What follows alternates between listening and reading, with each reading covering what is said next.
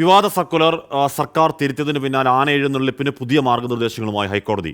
ആനകളും ജനങ്ങളും തമ്മിൽ 6 മീറ്റർ അകലം പാലിക്കണമെന്ന് ഉത്തരവ്. ചീഫ് വൈൽഡ് ലൈഫ് വാർഡനാണ് ആനകളുടെ ഫിറ്റ്നസ് സംബന്ധിച്ച മേൽനോട്ട ചുമതല. തെച്ചിക്കോട്ടുകാവ് രാമചന്ദ്രൻ എങ്ങനെ എഴുന്നള്ളിക്കാൻ കഴിയും എന്ന് കോടതി ചോദിച്ചു. ആന ഫിറ്റാണെന്ന് സർട്ടിഫിക്കറ്റ് നൽകിയ വെറ്റിനറി ഓഫീസറുടെ വിശ്വാസതയിൽ ഹൈക്കോടതി സംശയം പ്രകടിപ്പിച്ചു. തെച്ചിക്കോട്ടുകാവ് രാമചന്ദ്രന്റെ ഉത്തരവാദിത്തം വനം വകുപ്പ് ഉദ്യോഗസ്ഥർ ഏറ്റെടുക്കണമെന്നും ഹൈക്കോടതി വ്യക്തമാക്കി. വിവരങ്ങളുമായി എസ് ശ്രീകാന്ത് ചെയ്യുന്നു. ശ്രീകാന്ത്, 6 മീറ്റർ ദൂരപരിധി എന്നുള്ളത് പ്രാക്ടിക്കലാണോ? എന്താണ് പൂരം കമ്മിറ്റിക്കാർ പറയുന്നത്? അപ്പോൾ പ്രശ്നം ഒരു പരിധിവരെ പരിഹരിക്കപ്പെട്ടു എന്ന് കരുതാവോ?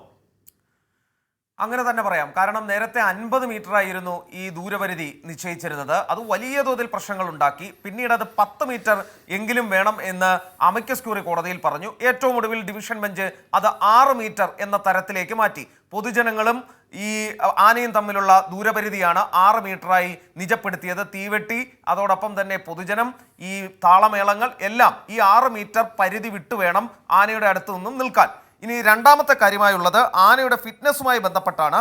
ആനയുടെ ഫിറ്റ്നസ് പരിശോധന വനംവകുപ്പ് ഉദ്യോഗസ്ഥർക്കാണ് അതിൻ്റെ പൂർണ്ണ ചുമതല. പക്ഷേ അത് നിരീക്ഷിക്കാൻ ഒരു അഭിഭാഷക സംഘത്തെ ചുമതലപ്പെടുത്തിയിട്ടുണ്ട്.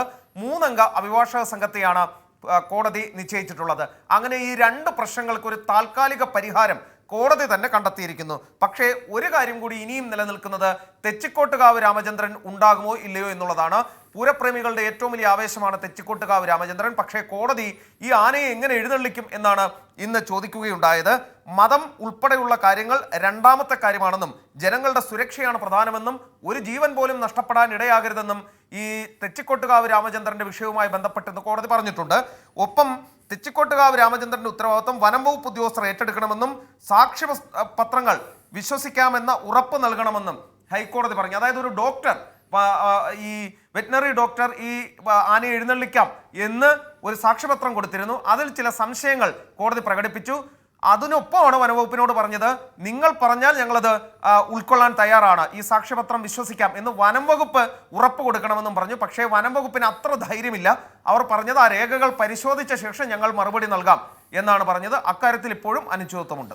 ഓക്കെ, അപ്പോൾ തെച്ചിക്കോട്ടുകാവ് രാമചന്ദ്രൻ്റെ അതിൽ ചോദ്യം ബാക്കിയാണെങ്കിലും ഈ 50 മീറ്റർ ദൂരപരിധി 6 മീറ്ററായി ചുരുങ്ങുന്നത്, അത് ആ പ്രശ്നം ഒരു പരിധിവരെ പരിഹരിക്കപ്പെടുന്നു. എന്തായാലും ചർച്ചകൾ നടക്കുന്നു. എന്തായാലും കോടതിയുടെ കണ്ണ് പൂരത്തിന് മുകളിലുണ്ട് എന്നതിൽ തർക്കമില്ല.